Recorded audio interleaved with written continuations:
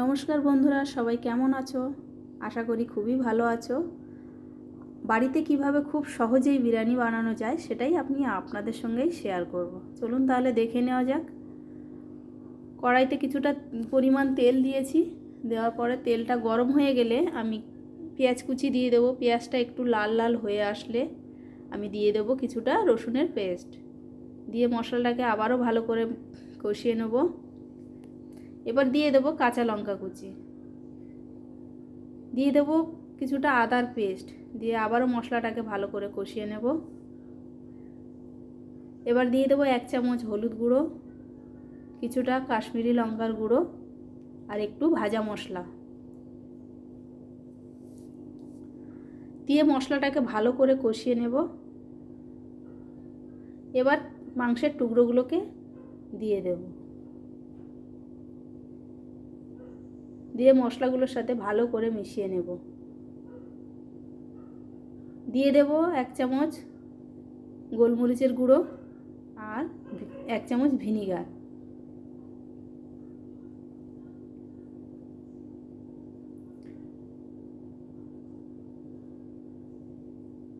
দিয়ে দেবো 1 চামচ কেওড়া জল, 1 চামচ গোলাপ জল, দিয়ে ভালো করে আবারও মিশিয়ে নেব। এবার দিয়ে দেব লবণ। লবণটা আমি সবার শেষেই দিলাম। এবার দিয়ে দেবো ভেজে রাখা আলু। আমি আগে থাকতে গিয়ে আলুগুলো ভেজে রেখেছিলাম, সেগুলোই এবার দিয়ে ভালো করে মিশিয়ে নেব। এবার দিয়ে দেব গরম জল। গরম জলটা দিয়ে এবার ফুটতে শুরু করবে।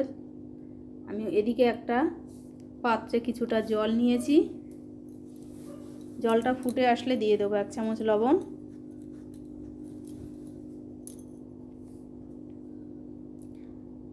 আর আগে থেকে ভিজিয়ে রাখা চাল। আমি এখানে দেরাদুন রাইস নিয়েছি, আপনারা যে কোনো চাল ব্যবহার করতে পারেন। দেখুন চালটাও আমার ফুটে বেশ ভাতটা হয়ে এসছে। এদিকে আমি মাংসটাও রেডি হয়ে গেছে। আমি তার মধ্যে একটু গরম মশলাও দিয়ে দিয়েছি। এবার একটা হাঁড়ির মধ্যে আমি 1 চামচ ঘি দিয়ে হাঁড়িটার চারিদিকে আমি ঘিটাকে লাগিয়ে নেব। নিয়ে এবার আমি যে লেয়ারটা তৈরি করব, প্রথমে তার জন্য আমি মাংস দিয়েছি, তারপরে কিছুটা ভাত, এবার দিয়ে দেবো বেরেস্তা আর বিরিয়ানি মশলা। এবার আমি আগে থাক দিয়ে দুধের মধ্যে গোলাপ জল, কেওড়া জল এবং ফুড কালার দিয়ে আমি মিশিয়ে রেখেছিলাম। আমার একটা লেয়ার হয়ে গেছে, আরেকটা লেয়ার আমি ওই একইভাবে সাজিয়ে নেব। আর আমার ভিডিওটা যারা ইউটিউব থেকে দেখছেন তারা মশলা ও মনের গল্প চ্যানেলকে সাবস্ক্রাইব করবেন, আর যারা ফেসবুক পেজ থেকে দেখছেন সুমিত্রা স্বর্ণকার ফেসবুক পেজকে ফলো করে দেবেন। এবার আমার দুটো লেয়ারই সাজানো হয়ে গেছে।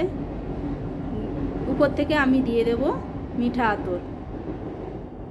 এবার চারিদিকে আমি আটা দিয়ে সিল করে দিয়ে 10 মিনিটের জন্য দিয়েছিলাম। 10 মিনিট পরে দেখুন কি